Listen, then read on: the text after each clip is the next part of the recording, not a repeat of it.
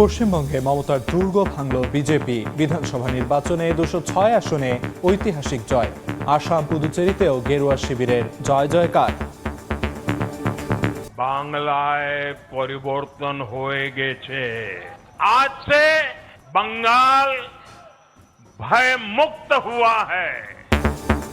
Voter তালিকা সংশোধন নিয়ে বিজেপির চালে ধরাশয়ী মমতা। নিজ আসনেও হারলেন শুভেন্দুর কাছে, যার আনলেন ভোট কারচুপির অভিযোগ। 100টা সিট লুট করেছে, 100 more than 100 seats they looted and cheated, and this election commission is a BJP commission.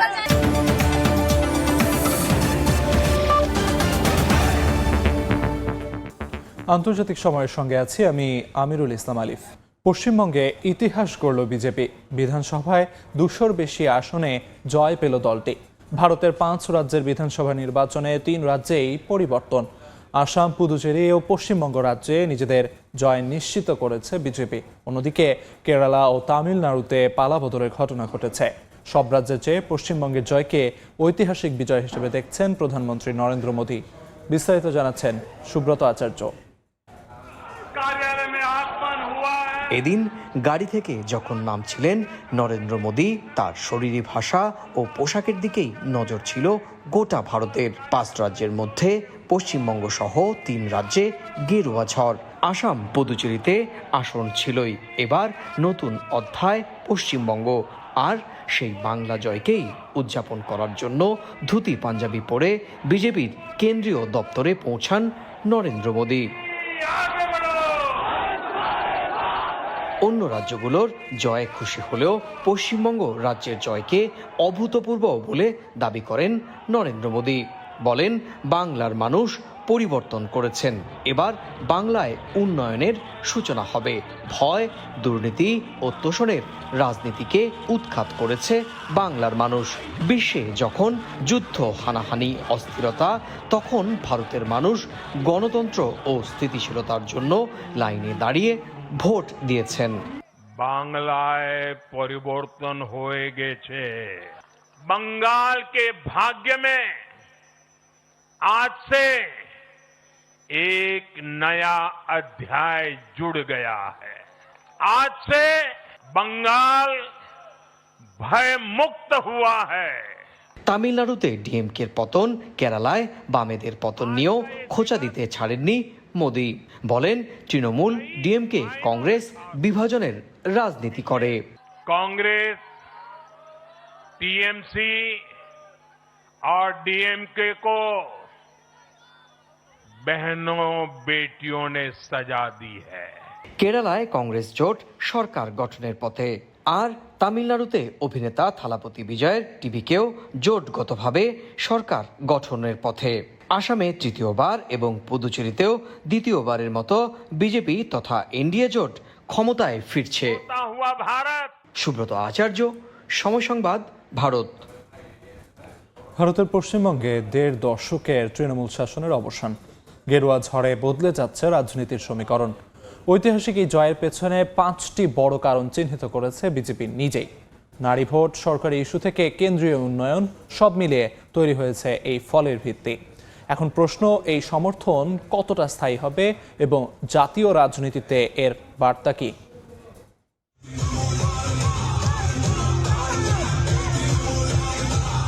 পশ্চিমবঙ্গের রাজনীতিতে যেন হঠাৎই দিকবদলের ঝড়। 1.5 দশকের অটুট ঘাঁটি ভেঙে গেরুয়া ঢেউয়ে ভেসে যাচ্ছে তৃণমূলের সাম্রাজ্য। পুরফল ঘোষণার আগেই ট্রেন্ডে স্পষ্ট ক্ষমতার পালাবদল। নতুন বাস্তবতায় দাঁড়িয়ে রাজ্য। এই অভাবনীয় উত্থানের পেছনে নিজেদের বিশ্লেষণে 5টি নির্দিষ্ট কারণ তুলে ধরেছে বিজেপি। নারী ভোট, সরকারি ইস্যু, কেন্দ্রীয় উন্নয়ন আর কৌশলগত সংগঠন, সব মিলিয়েই তৈরি হয়েছে এই জয়ের ভিত। এখন বড় প্রশ্ন, এই ঢেউ কি ক্ষণস্থায়ী নাকি ভারতের রাজনীতিতে লিখে দেবে নতুন অধ্যায়? বিজেপির মূল্যায়নে এবারের নির্বাচনে সবচেয়ে বড় গেম চেঞ্জার নারী ভোট। কেন্দ্রের নারী সংরক্ষণ বিলের প্রতিশ্রুতি এবং নারী বান্ধব ইমেজ তৈরি দলটির প্রচারে গুরুত্বপূর্ণ হয়ে ওঠে। অভ্যন্তরীণ হিসাব বলছে বিজেপির পক্ষে নারী ভোট অন্তত 5% বেড়েছে, যেখানে নারী ও পুরুষ ভোটার প্রায় সমান। এই সামান্য সুইংই ফল ঘুরিয়ে দিয়েছে। সরকারি কর্মচারী ও চাকরি প্রার্থীদের ক্ষোভকে কৌশলগতভাবে কাজে লাগিয়েছে বিজেপি। সপ্তম বেতন কমিশন দ্রুত বাস্তবায়ন ও শূন্যপদ পূরণের প্রতিশ্রুতি বড় ফ্যাক্টর হয়ে ওঠে। এই বার্তা সরাসরি প্রভাব ফেলেছে কয়েক কোটি নির্ভরশীল ভোটারের ওপর। ফলে সংগঠিত ভোট ব্যাংকে স্পষ্ট সুবিধা পায় দলটি। পুরো নির্বাচনকে কেন্দ্র করে তৈরি করা হয় মোদি বনাম মমতার লড়াইয়ের ফ্রেম। কেন্দ্রীয় উন্নয়ন বনাম রাজ্যের বঞ্চনার ইস্যু তুলে ধরে বিজেপি। প্রধানমন্ত্রী নরেন্দ্র মোদীর একাধিক জনসভা তরুণ ও মধ্যবিত্ত ভোটারদের আকৃষ্ট করে। বিশেষ করে প্রথমবারের ভোটারদের মধ্যে এই ন্যারেটিভ শক্তিশালী প্রভাব ফেলে।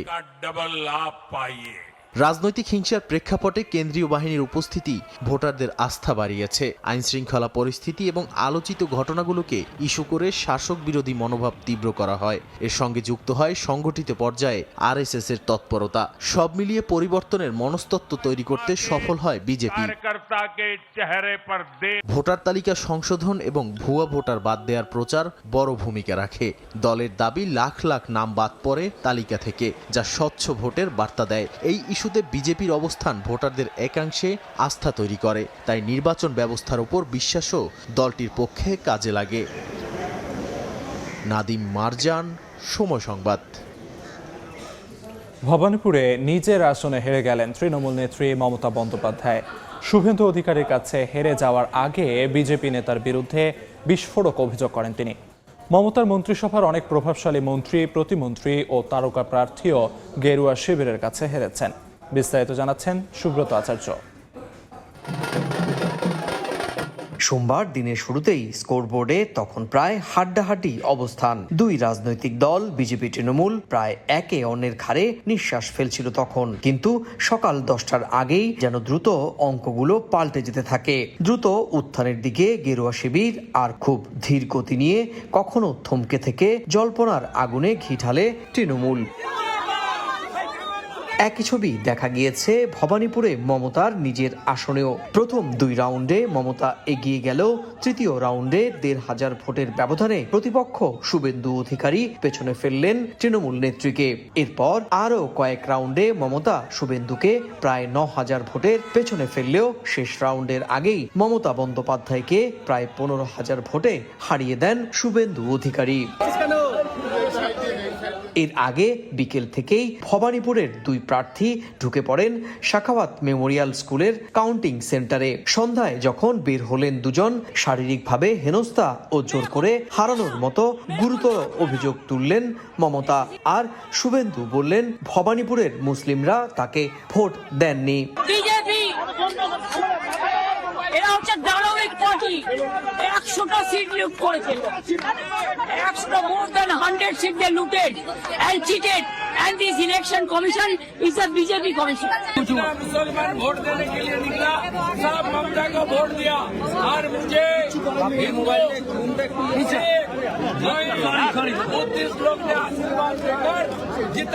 মমতা বন্দ্যোপাধ্যায় শুধু নিজে হারেননি, বরং তার মন্ত্রিসভার প্রভাবশালী ৬ মন্ত্রী, ২ প্রতিমন্ত্রী সহ প্রায় ৯ জন তারকা প্রার্থীও হেরেছেন। এদের মধ্যে রয়েছেন শশী পাঁজা, চন্দ্রিমা ভট্টাচার্য, ব্রাত্য বসু, উদয়ন গুহ, রয়েছেন চলচ্চিত্র পরিচালক রাজ চক্রবর্তী, অভিনেত্রী সায়ন্তিকা বন্দ্যোপাধ্যায়, লাভলি মৈত্র, সঙ্গীত শিল্পী অদিতি মুন্সী, নাট্যকার অর্পিতা ঘোষ সহ আরও বেশ কয়েকজন। সুব্রত আচার্য, সময় সংবাদ, পশ্চিমবঙ্গ, ভারত। ভারতের পশ্চিমবঙ্গে মমতার হারের পেছনে তার দল তৃণমূল কংগ্রেসের নেতা কর্মীদের দুর্নীতির অভিযোগকেই বড় করে দেখছেন বিশ্লেষকরা। এছাড়া ভোটার তালিকা সংশোধন ও হিন্দু ভোট ব্যাংক নিয়ে বিজেপির চালে ধরাশায়ী হয়েছেন মমতা।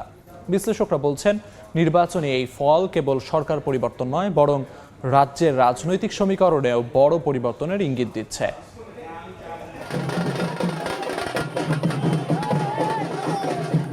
১৫ বছর পর পশ্চিমবঙ্গে অবসান হলো মমতা শাসনের। বিধানসভা নির্বাচনে প্রথমবারের মতো ইতিহাস গড়ল বিজেপি। নির্বাচনে জয়ের মাধ্যমে বাংলার মাটিতে বিজেপির অবস্থান দেশটির সাম্প্রতিক ইতিহাসের অন্যতম বড় রাজনৈতিক ঘটনা। এর মধ্য দিয়ে ঘরের মাঠে তৃণমূল কংগ্রেসের পরাজয় সামনে নিয়ে আসছে নানা রাজনৈতিক সমীকরণ। 2011 সালে পরিবর্তনের ডাক দিয়ে মমতা বন্দ্যোপাধ্যায়ের নেতৃত্বে ক্ষমতায় আসে তৃণমূল কংগ্রেস। সে সময়ের জনপ্রিয় দল কেন জনসমর্থন হারিয়েছে তা নিয়ে হিসেব কষতে শুরু করেছেন বিশ্লেষকরা। দীর্ঘদিন ক্ষমতায় থাকলে বিভিন্ন কারণে জন অসন্তোষ বাড়ে। নতুন প্রজন্ম তখন পরিবর্তন চায়। মমতার হারের অন্যতম কারণ তার দলের বিরুদ্ধে দুর্নীতি ও সিন্ডিকেট রাজের অভিযোগ। মমতার ব্যক্তিগত সততার ইমেজ থাকলেও দলের কর্মীদের এসব কর্মকাণ্ড তার গ্রহণযোগ্যতা কমিয়েছে বলে মনে করা হচ্ছে। এছাড়া বেকারত্বের সমস্যা রাজ্যের রাজনৈতিক পট পরিবর্তনের পথ আরও এক ধাপ এগিয়ে দিয়েছে। রাজ্যে যে সরকার ছিলেন তৃণমূল সরকার, তার বিরুদ্ধে একাধিক অভিযোগ, চাকরি চুরির অভিযোগ, চাকরি যাওয়ার অভিযোগ, বিপুল টাকার দুর্নীতির অভিযোগ, চাকরি না থাকার অভিযোগ। সেখানে রাজ্যের এক সিনিয়র মন্ত্রীর বাড়ি থেকে 50 কোটি টাকার বেশি উদ্ধার হওয়া, এই যে একাধিক দুর্নীতি, একাধিক অভিযোগ, এইটাকেই কাজে লাগানো হয়েছে বা কাজে লাগিয়েছেন বিজেপি। মমতার হারের পিছনে আরও একটি কারণ হিসেবে দেখা হচ্ছে ভোটার তালিকা কাটছাঁট। কেন্দ্র শাসিত সরকার ভোটার তালিকা সংশোধনের মাধ্যমে প্রায় 91 লাখ ভোটারের নাম বাদ দিয়েছে, যা নির্বাচনের ফলাফলে গুরুত্বপূর্ণ প্রভাব ফেলেছে বলে মনে করা হচ্ছে। এছাড়া আরজেকর মেডিকেল কলেজে নৃশংস ধর্ষণ ও হত্যার ঘটনার পর সাধারণ মানুষের মধ্যে তীব্র ক্ষোভ সৃষ্টি করেছে, যা রাজ্য সরকারের জনপ্রিয়তায় বড় ধাক্কা দিয়েছে। বাম রাজনীতির অবসান ঘটিয়ে ক্ষমতায় এসেছিল তৃণমূল কংগ্রেস। বিশ্লেষকদের মতে বাম ও কংগ্রেস ভোটারদের বড় একটি অংশ বিকল্প হিসেবে বেছে নিয়েছে বিজেপিকে। মোদী সরকারের হিন্দুত্ববাদী মতাদর্শের প্রসার রাজ্যের ব্যাপক রাজনৈতিক ও সামাজিক মেরুকরণ ঘটিয়েছে, যার প্রতিফলন নির্বাচনে বিজেপির জয়। দীর্ঘদিন থেকে তৃণমূল কংগ্রেসের বিরুদ্ধে মুসলিম তুষণ এবং পক্ষপাতিত্বের অভিযোগ করে আসছে বিজেপি। তাদের এ চেষ্টা সংখ্যাগুরু হিন্দু ভোটারদের একটি বড় অংশকে মেরুকরণে বাধ্য করেছে। বরকতুল্লাহ, সময় সংবাদ। এ বিষয়ে বিস্তারিত জানাতে কলকাতায় আছেন সহকর্মী সুব্রত আচার্য, সরাসরি যাচ্ছি তার কাছে। দেখুন, এখন যে বিষয়টি একেবারে প্রথম দিকে আসছে সেটি হচ্ছে এই মুহূর্তে বর্তমান মুখ্যমন্ত্রী মমতা বন্দ্যোপাধ্যায় তিনি পদত্যাগ কখন করবেন এবং নতুন বিজেপি সরকার কবে শপথ গ্রহণ অনুষ্ঠান করবে। আমরা গতকালকে নির্বাচন কমিশন সূত্রে জানতে পেরেছি যে মুখ্যমন্ত্রী এই মুহূর্তে যিনি মুখ্যমন্ত্রী রয়েছেন মমতা বন্দ্যোপাধ্যায়, তাকে অনুরোধ করা হবে তিনি সম্ভবত আজকে লোকভবনে অর্থাৎ রাজ্যপালের কাছে তিনি তার মুখ্যমন্ত্রী হিসেবে পদত্যাগ করবেন এবং রাজ্যপাল হয়তো তাকে কেয়ারটেকার তত্ত্বাবধায়ক মুখ্যমন্ত্রী হিসেবে আগামী কদিন অর্থাৎ নতুন বিজেপি সরকার শপথ নেওয়ার আগ পর্যন্ত তাকে কেয়ারটেকার মুখ্যমন্ত্রীর পদের দায়িত্ব পালন করার অনুরোধ করবেন। এবং একই রকম ভাবে আপনি জানেন যে গতকালকে প্রধানমন্ত্রী নরেন্দ্র মোদীও ইঙ্গিত দিয়েছেন যে রবীন্দ্রনাথ ঠাকুরের জন্মদিনেই নতুন সরকার গঠিত হচ্ছে, অর্থাৎ 25শে বৈশাখ, যেটি মে মাসের 9 তারিখ রবীন্দ্রনাথ ঠাকুরের 165তম জন্মবার্ষিকীর দিনেই কিন্তু পশ্চিমবঙ্গের নতুন বিজেপি সরকার শপথ গ্রহণ অনুষ্ঠান করতে চলেছে, এমনটাই কিন্তু আভাস আমরা পাচ্ছি। এখনো পর্যন্ত রাজনৈতিক সূত্রে এবং প্রশাসনিক সূত্রে যেটি নিশ্চিত করা যাচ্ছে যে নতুন সরকার কিন্তু নবান্নে অর্থাৎ হাওড়ায় নবান্নে, যেখানে মুখ্যমন্ত্রী মমতা বন্দ্যোপাধ্যায় গত 15 বছর যিনি যে সচিবালয় করেছিলেন, যে অফিসে তিনি কাজ করেছেন, সেখানে সেইটিকে কিন্তু বিজেপি তাদের যে সচিবালয় সেটি করছে না। বিজেপি সম্ভবত এখনো পর্যন্ত রাজনৈতিক সূত্রের খবর সিপিএম এর সময় যে সেক্রেটারি ছিল সেখানেই কিন্তু বিজেপির পক্ষ থেকে বলা হচ্ছে যে সেখানেই মহাকরণ, সেই মহাকরণেই বিজেপি তাদের যে সরকারের যে কর্মসূচি সেই মহাকরণ থেকে পরিচালনা করবে। এখনো পর্যন্ত এইটুকুনই তথ্য জানা গেছে। রাজ্য সরকার, নতুন সরকারের রূপরেখা, কে হবেন মুখ্যমন্ত্রী, কে উপমুখ্যমন্ত্রী, স্বরাষ্ট্রমন্ত্রী, সেগুলো নিয়ে গতকাল রাত থেকেই যারা পশ্চিমবঙ্গের রাজ্যের শীর্ষ বিজেপি কর্মকর্তা, বিশেষ করে দিল্লি থেকে এই পুরো পরিকল্পনা হবে মন্ত্রিসভা, সে বিষয়টি দিল্লি থেকে নির্ধারণ করা হচ্ছে। সেটা নিয়ে কিন্তু আজকে 2 দফায় বৈঠক হবে, এমনটাই কিন্তু আমরা জানতে পেরেছি। মুখ্যমন্ত্রীর নাম নিয়ে যে আলোচনা আসছে, শুভেন্দু অধিকারী না শ্রমিক ভট্টাচার্য না নতুন কোনো মুখ আসবে, দিলীপ ঘোষের নামও শোনা যাচ্ছে। আসলে গত কয়েকদিন ধরেই নির্বাচনের আগেই ভোট, দ্বিতীয় দফায় শেষ দফা ভোটের পরেই এই বিষয়গুলো ঘুরে ফিরে আলোচনায় আসছে। কিন্তু নির্বাচনে প্রচার যারা লক্ষ্য করেছেন আমাদের দর্শকরা বা আমাদের পশ্চিমবঙ্গের যারা ভোটার, তার প্রধানমন্ত্রী এবং দেশের স্বরাষ্ট্রমন্ত্রী অমিত শাহ কিন্তু বলেছেন যে পশ্চিমবঙ্গে যিনি মুখ্যমন্ত্রী হবেন তিনি এই বাংলারই ভূমিপুত্র হবেন এবং তিনি বাংলায় কথা বলবেন এবং তিনি আপনাদেরই লোক হবেন। বিজেপির বিরুদ্ধে যেটি তৃণমূল কংগ্রেস সবসময় ন্যারেটিভ সেট করার চেষ্টা করত যে বহিরাগতদের এনে মুখ্যমন্ত্রী করা হবে এবং বাঙালি সংস্কৃতিকে মানতে দেওয়া হবে না, সেই আভাস কিন্তু নির্বাচনের প্রচারেই আমরা দেখেছি। সুতরাং সেগুলো যখন আমরা এই বিষয়গুলো যখন সামনে আনবো তখন নিশ্চয়ই এটা বোঝার আর অপেক্ষা রাখে না যে পশ্চিমবঙ্গের মুখ্যমন্ত্রী এই রাজ্য বিজেপি নেতৃত্ব যারা মাটি কামড়ে তৃণমূলের বিরুদ্ধে তাদের ভাষায় লড়াই করেছেন, প্রায় 300-র উপরে বেশি কর্মকর্তাগত সমর্থক এবং কর্মী তারা নিহত হয়েছেন, অসংখ্য রাজনৈতিক মামলা রয়েছে এই সমস্ত কর্মীর বিরুদ্ধে। গতকাল প্রধানমন্ত্রী যখন নরেন্দ্র মোদী বলছিলেন তখনও বলছিলেন যে অনেক বিজেপি সমর্থক কর্মী নেতাদের আত্মত্যাগের বিনিময়ে কিন্তু আজকে বাংলায় তাদের এই গেরুয়ার পদ্ম ফুল ফুটেছে। আপনি জানিয়ে রাখি যে গতকালকে মুখ্যমন্ত্রী মমতা বন্দ্যোপাধ্যায় তিনি অভিযোগ করেছেন যে তাকে হারানো হয়েছে, কমপক্ষে 100 সিট বিজেপি কোটানকোট লুট করেছে এবং এক্ষেত্রে নির্বাচন কমিশন এবং কেন্দ্রীয় বাহিনীর দিকেও তিনি অভিযোগের আঙুল তুলেছেন এবং এখনো পর্যন্ত তৃণমূলের পক্ষ থেকে এখনো পর্যন্ত নির্বাচনের হার এবং তাদের যে পরাজয়ের বিষয় এখনো পর্যন্ত সরকারি যে স্টেটমেন্ট, আনুষ্ঠানিক যে ঘোষণা সেটি আসেনি। যদিও তৃণমূল কংগ্রেসের অনেক শীর্ষ নেতা তারা নিজের ঘরোয়া বৈঠকে বা নিজের যারা পরিচিত রয়েছেন তাদের বলছেন যে কোথায় ভুল হচ্ছে, আমাদের 15 বছরের শাসনের সময় ঠিক কোন ত্রুটি বিচ্যুতি ছিল সেগুলো আমাদের দেখার অবশ্যই এখন এই মুহূর্তে সময় রয়েছে।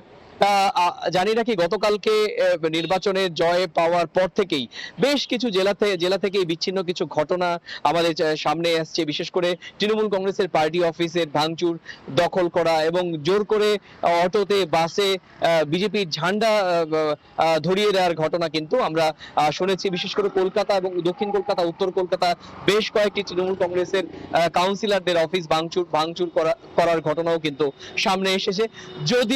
যদিও গতকালকে যখন প্রধানমন্ত্রী এই বিজয় উদযাপন ভাষণ দিচ্ছিলেন ধুতি পাঞ্জাবি বাঙালি বেশভূষণে তিনি সামনে এসেছেন এবং তার কথায় মৃদু স্বস্তির সুর আমরা শুনতে পেয়েছি।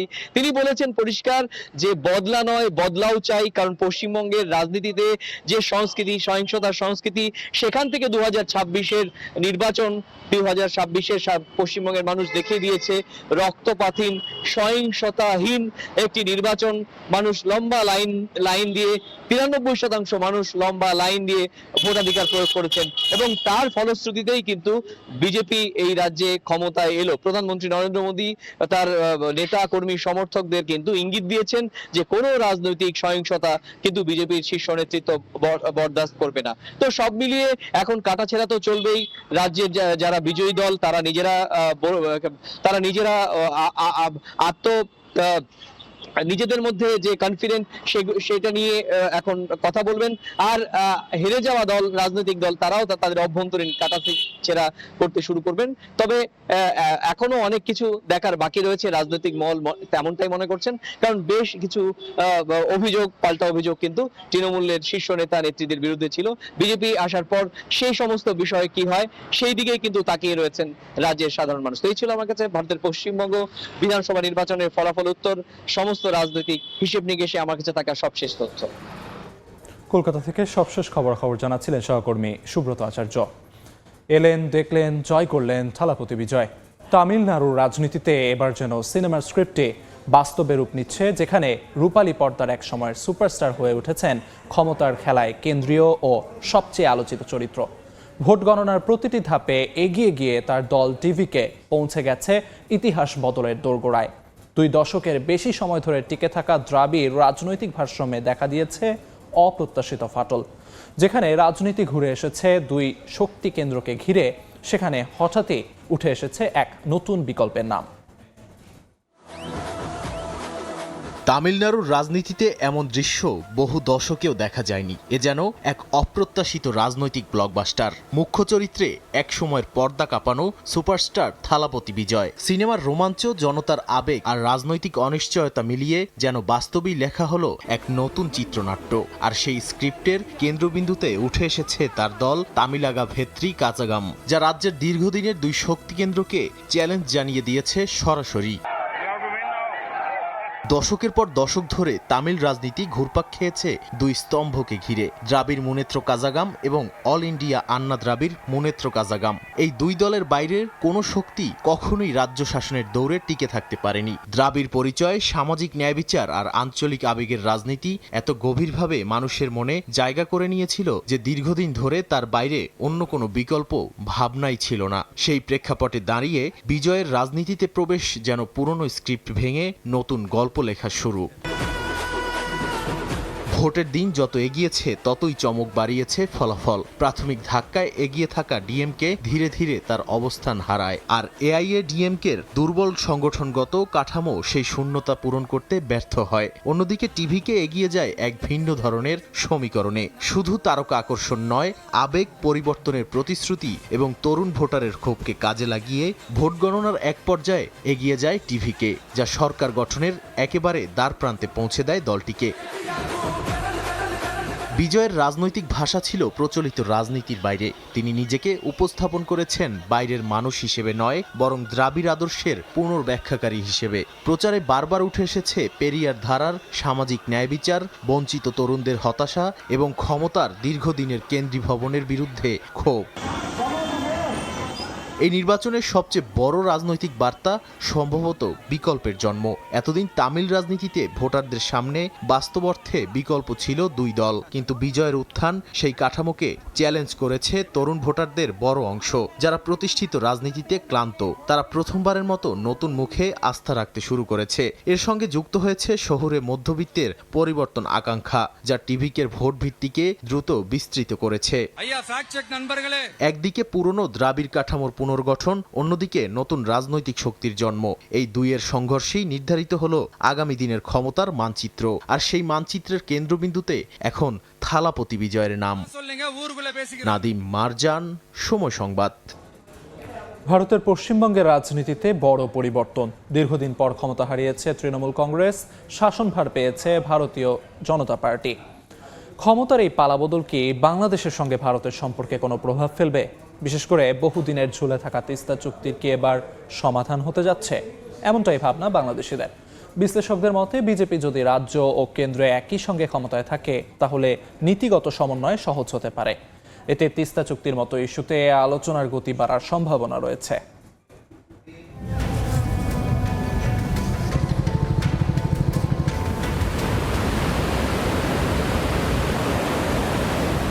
বাংলাদেশ ভারত সম্পর্কের অন্যতম সংবেদনশীল ইস্যু তিস্তার পানি বন্টন। 2011 সালে তিস্তার পানি বন্টন চুক্তিতে পশ্চিমবঙ্গের মুখ্যমন্ত্রী মমতা ব্যানার্জি বাধা দিলে তা থেকে সরে যায় ভারত। 1.5 দশক পার হলেও আর তিস্তার পানি বন্টন চুক্তির কোনো অগ্রগতি হয়নি।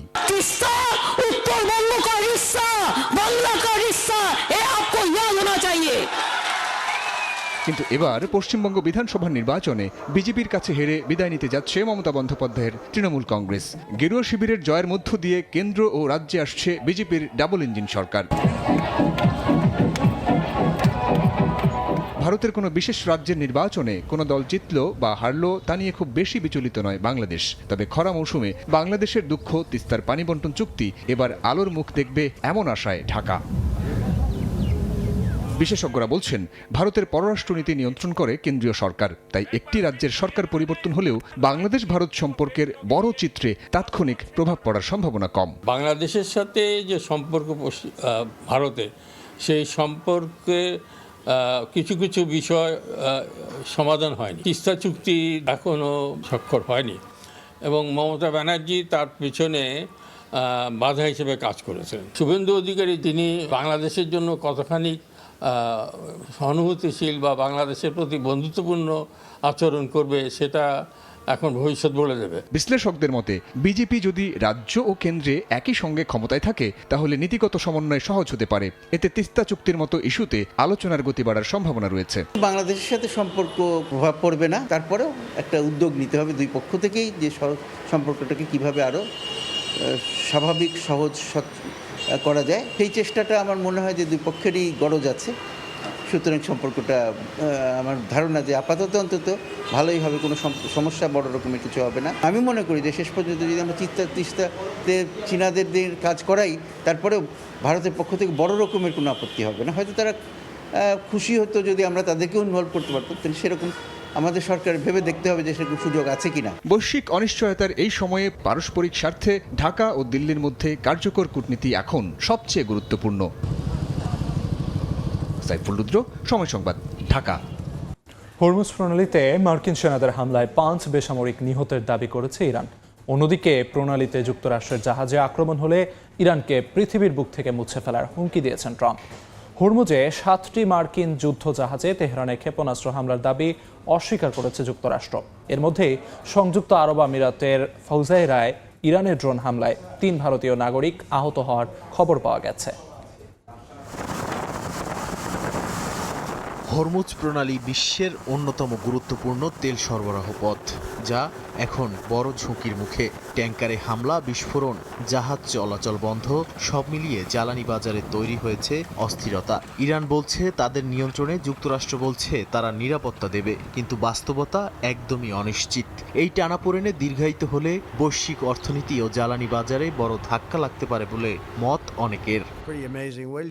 হরমুজ প্রণালীতে মার্কিন প্রজেক্ট ফ্রিডম ঘিরে উত্তেজনার মধ্যেই কড়া হুঁশিয়ারি দিয়েছেন মার্কিন প্রেসিডেন্ট ডোনাল্ড ট্রাম্প। তিনি সরাসরি বলেছেন মার্কিন জাহাজে হামলা হলে ইরানকে পৃথিবীর বুক থেকে মুছে ফেলা হবে। একই সঙ্গে যুক্তরাষ্ট্রের উন্নত অস্ত্র ভাণ্ডার ও বৈশ্বিক সামরিক উপস্থিতির কথা তুলে ধরে শক্তির বার্তাও দেন তিনি। তবে একই বক্তব্যে আবার ইরানকে আলোচনায় নমনীয় বলেও উল্লেখ করেন।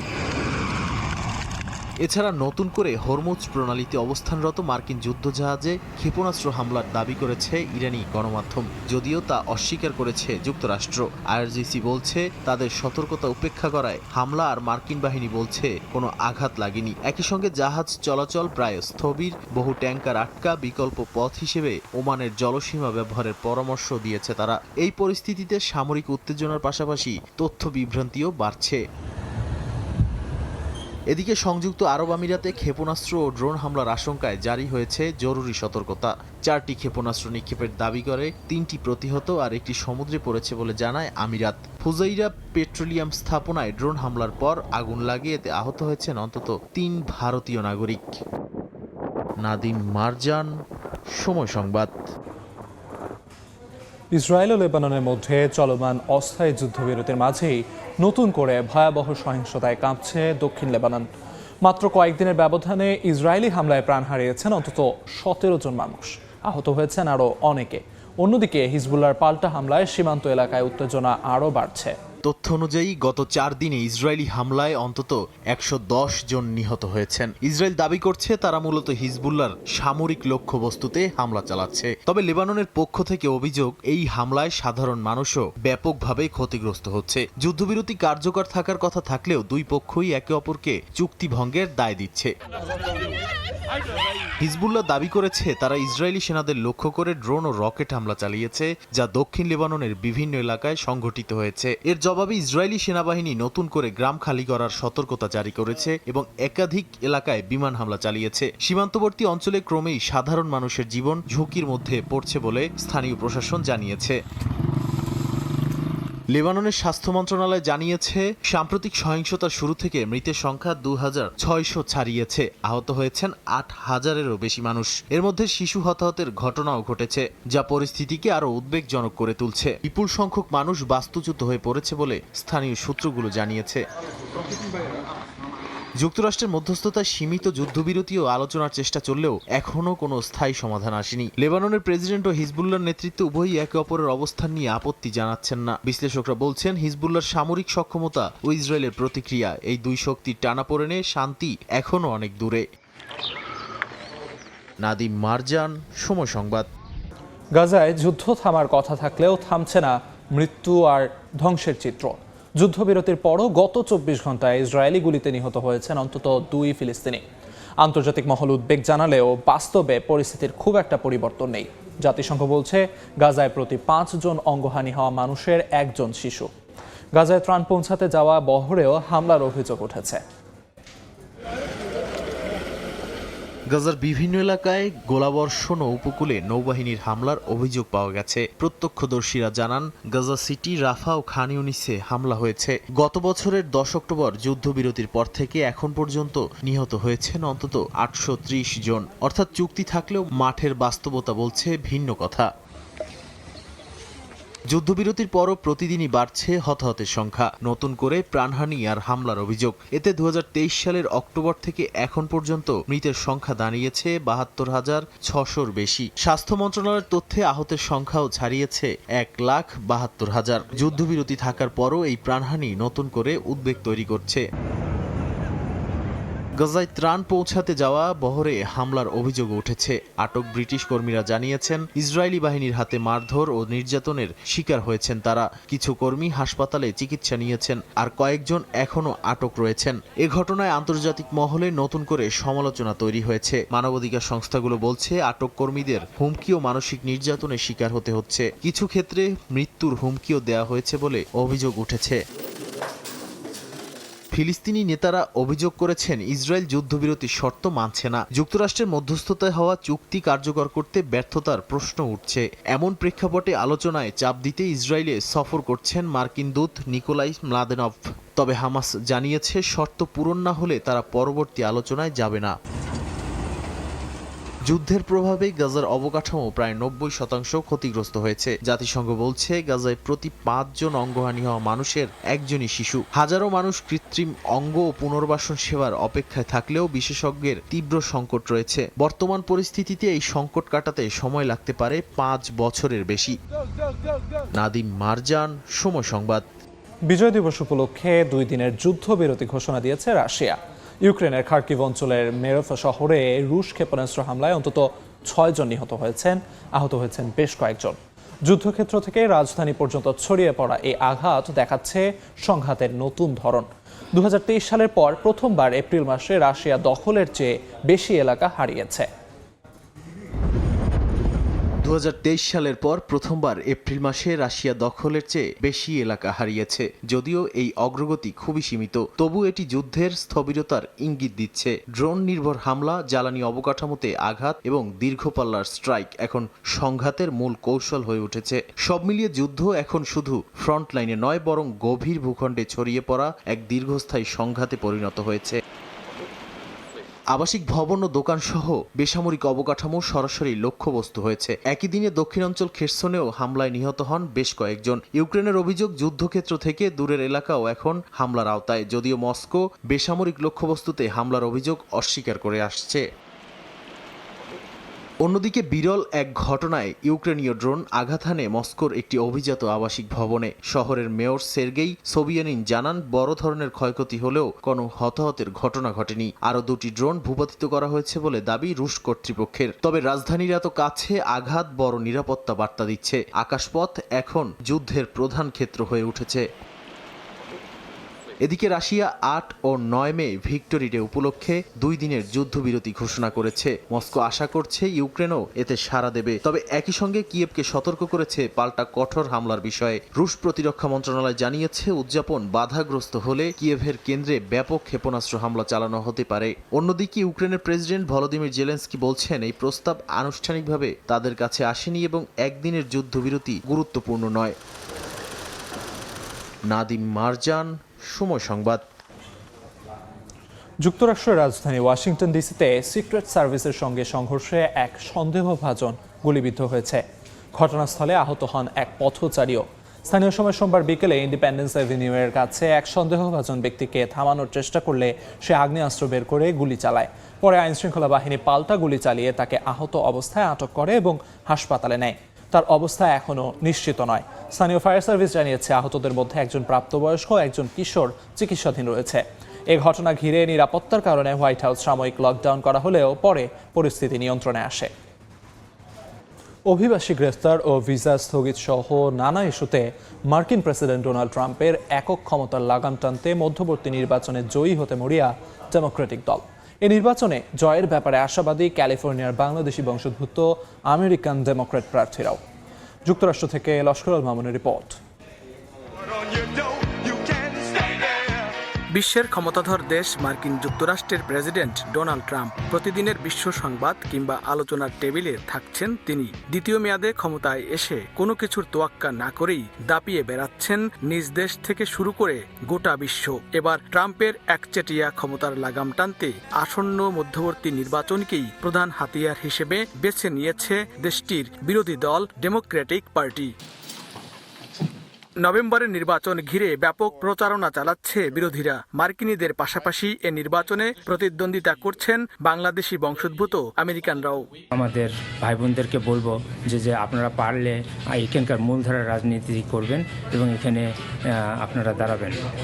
আমার ইলেকশন নভেম্বরের 3 তারিখে, জেনারেল ইলেকশনে আমি আপনাদের কাছে দোয়া প্রার্থী। ক্যালিফোর্নিয়ার অরেঞ্জ কাউন্টির লিটল ঢাকায় বাংলাদেশি বংশোদ্ভূত এক প্রার্থীর পক্ষে প্রচারণা অনুষ্ঠানে অংশ নিয়ে তাকে বিজয়ী করতে সর্বাত্মক সহযোগিতার আশ্বাস দেন প্রবাসী বাংলাদেশিরা। আমরা সবাই দল মত নির্বিশেষে ওনার জন্য আমরা কাজ করবো ইনশাল্লাহ, এবং ওনাকে বিজয়ী করার জন্য আমরা যারা এখানে প্রবাসী বাংলাদেশি আছি আমরা সর্বস্ব চেষ্টা করব। চলতি বছরের 3 নভেম্বর অনুষ্ঠেয় মধ্যবর্তী নির্বাচনে জয়ী হতে আটঘাট বেঁধে ভোটের মাঠে নেমেছেন ডেমোক্র্যাটরা। 2 জুন অনুষ্ঠিত হবে প্রাইমারি নির্বাচন। লস্কর আল মামুন, সময় সংবাদ, ক্যালিফোর্নিয়া, যুক্তরাষ্ট্র। চীনের হুনান প্রদেশে আতশবাজি কারখানায় বিস্ফোরণে অন্তত 21 জন নিহত ও 61 জন আহত হয়েছেন। স্থানীয় সময় সোমবার বিকেলে লিওয়াং শহরের একটি আতশবাজি কারখানায় এই বিস্ফোরণ ঘটে। ঘটনার পরপরই 3 কিলোমিটার এলাকা খালি করার নির্দেশ দেয় স্থানীয় কর্তৃপক্ষ। উদ্ধার কার্যক্রমে অন্তত 500 উদ্ধারকর্মী মোতায়েন করা হয়। ভবনের ভেতর আটকা পড়াদের উদ্ধারে রোবট ব্যবহার করা হয়। দেশটির রাষ্ট্রীয় গণমাধ্যম জানায়, তদন্তের অংশ হিসেবে কোম্পানির দায়িত্বপ্রাপ্ত ব্যক্তির বিরুদ্ধে ব্যবস্থা নেওয়া হয়েছে। ঘটনার কারণ উদ্ঘাটনের নির্দেশ দিয়েছেন প্রেসিডেন্ট শি জিনপিং।